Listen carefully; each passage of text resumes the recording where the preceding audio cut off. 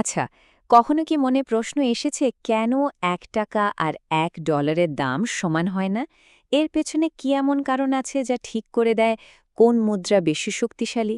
চলুন, আজকের এই আলোচনায় আমরা সেই রহস্যটাই বোঝার চেষ্টা করি। প্রশ্নটা শুনতে খুব সাধারণ, তাই না? কিন্তু এর উত্তরটা কিন্তু বেশ গভীর। কেন $1 $1 সমান নয়? যখনই আমরা খবর দেখি যে ডলারের তুলনায় টাকার দাম বাড়ছে বা কমছে, তখনই এই প্রশ্নটা কমবেশি আমাদের সবার মাথায় আসে। যেমন ধরুন অঙ্কুর ত্রিপাঠীর এই কথাটা। উনি বলছেন ছোটবেলায় যখন তিনি দেখতেন $1 মানে 40 টাকা, তখন তার মনে হতো এটা যেন দুটো দেশের মধ্যে একটা স্কোর কার্ড। মানে যে দেশের মুদ্রার সংখ্যাটা কম সেই দেশটাই যেন বেশি শক্তিশালী। কিন্তু মজার ব্যাপার হলো এটাই সবচেয়ে বড় ভুল ধারণাগুলোর মধ্যে একটা। এই যেটাকে বলা হচ্ছে ইকোনমিক স্কোর কার্ড মিথ। আসলে একটা মুদ্রার সাংখ্যিক মান দিয়ে কোনো দেশের আসল অর্থনৈতিক শক্তি মাপা যায় না। চলুন দেখি কেন এই ধারণাটা ঠিক নয়।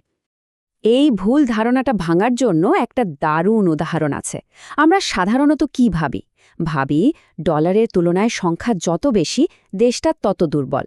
কিন্তু বাস্তবতার দিকে তাকালে দেখবেন জাপানের মতো একটা উন্নত দেশের মুদ্রার মান $1 তুলনায় 100 ইয়েনেরও বেশি।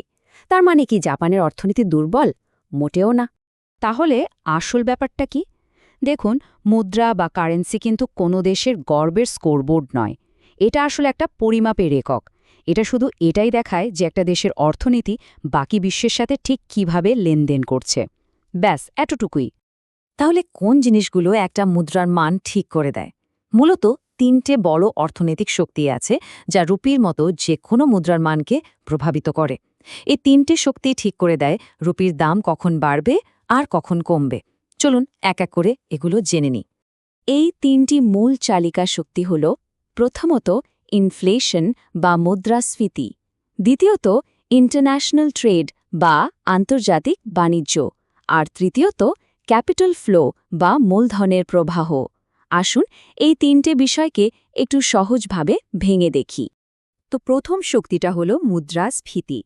খুব সহজ করে বললে, যখন কোনো দেশে মুদ্রাস্ফীতি বেশি হয় তখন সেই দেশের টাকার কেনার ক্ষমতা মানে পারচেজিং পাওয়ার দিন দিন কমতে থাকে। মানে একই টাকা দিয়ে আপনি আগের থেকে কম জিনিস কিনতে পারবেন, যা আপনার মুদ্রাকে দুর্বল করে দেয়। যেমন একটা ডেটা দেখলে ব্যাপারটা পরিষ্কার হবে।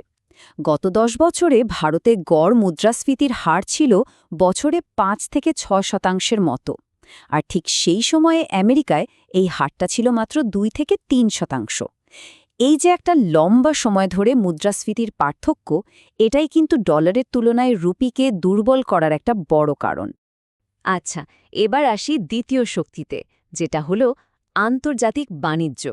দেখুন, যখন একটা দেশ যা রপ্তানি করে তার থেকে বেশি জিনিস আমদানি করে, তখন একটা ট্রেড ডেফিসিট বা বাণিজ্য ঘাটতি তৈরি হয়। এর মানে হল দেশটা বৈদেশিক মুদ্রা যা আয় করছে তার চেয়ে বেশি খরচ করে ফেলছে। আর এই ঘাটতির পরিমাণটা কিন্তু বিশাল। শুধু 2024 সালে ভারতের বাণিজ্য ঘাটতি ছিল প্রায় $263 বিলিয়ন। ভাবুন একবার। এখন এই যে বিদেশ থেকে কেনা জিনিসের দাম মেটাতে হয়, তার জন্য তো ডলার দরকার। ফলে বাজারে ডলারের চাহিদা বেড়ে যায় আর তার সরাসরি চাপটা এসে পড়ে রুপির উপর। হিসাবটা একদম পরিষ্কার।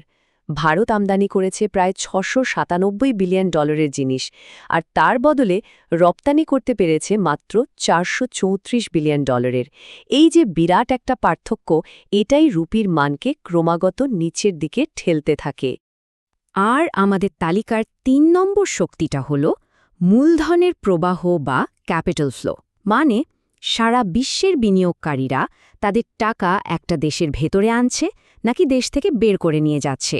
এটা মুদ্রার মানের ওপর বিরাট প্রভাব ফেলে। ব্যাপারটা খুব সহজ। যখন বিদেশি বিনিয়োগকারীরা ভারতে বিনিয়োগ করার জন্য ডলার নিয়ে আসে, তখন তাদের সেই ডলার দিয়ে রুপি কিনতে হয়। এতে কি হয়? রুপির চাহিদা বাড়ে আর রুপি শক্তিশালী হয়।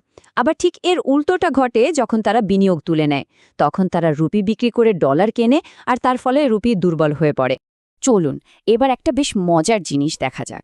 আমাদের মনে হতেই পারে যে মুদ্রা যত শক্তিশালী দেশের জন্য ততই ভালো, কিন্তু অর্থনীতিতে, বিশেষ করে রপ্তানির ক্ষেত্রে, শক্তিশালী মুদ্রা কিন্তু সবসময় ভালো খবর বয়ে আনে না। তাহলে প্রশ্নটা হলো, শক্তিশালী রুপি কি ভারতের অর্থনীতির জন্য সবসময় ভালো? উত্তরটা কিন্তু আপনাকে একটু অবাক করতে পারে। চলুন দেখি কিভাবে একটা শক্তিশালী মুদ্রা দেশের রপ্তানি শিল্পকে বিপদে ফেলতে পারে। একটা সহজ উদাহরণ দিই।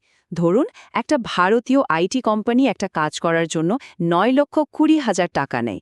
যখন $1 সমান 92 টাকা, তখন একজন বিদেশি ক্লায়েন্টকে দিতে হয় $10,000। কিন্তু ধরুন, রুপি শক্তিশালী হয়ে $1 সমান 70 টাকা হয়ে গেল।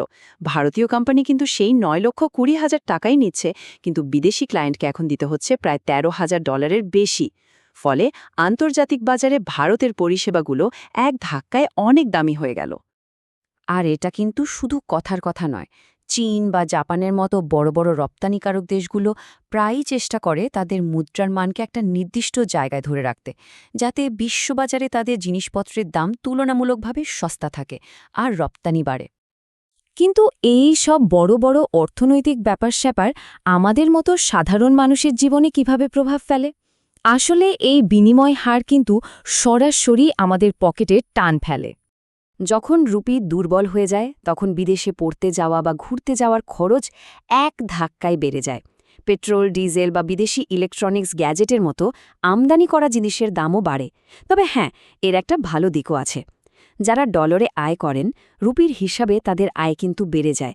মানে এই বিনিময় হারের সামান্য পরিবর্তনও কারোর জন্য ভালো, আবার কারোর জন্য খারাপ।